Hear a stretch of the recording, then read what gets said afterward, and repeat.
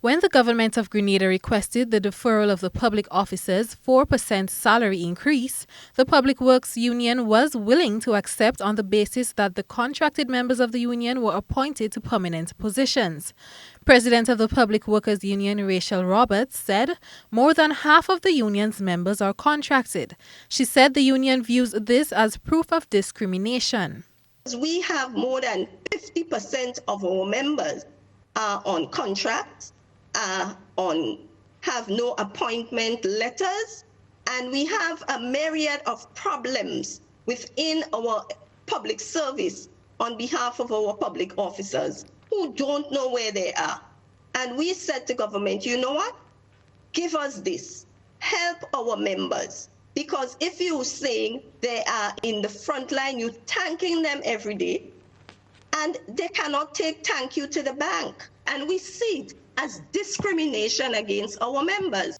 Roberts said the government has violated the Labour Code and now should have to create positions to accommodate workers within the public service. I found a worker on contract for 21 years. And there may even be workers on contract for 25 years. And this is a violation. We always pointed out of Section 29(5) of the Labour Code. And therefore, we know that what has to happen is that government has to create positions within the public service to accommodate workers.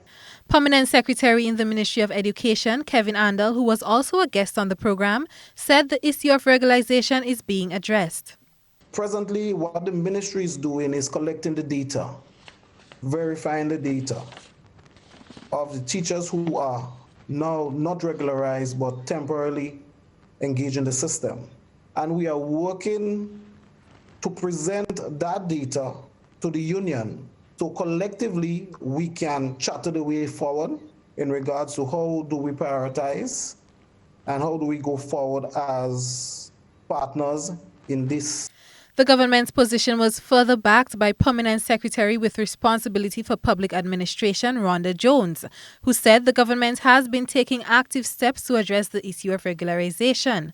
She said presently there aren't sufficient positions available to do so for all contracted employees.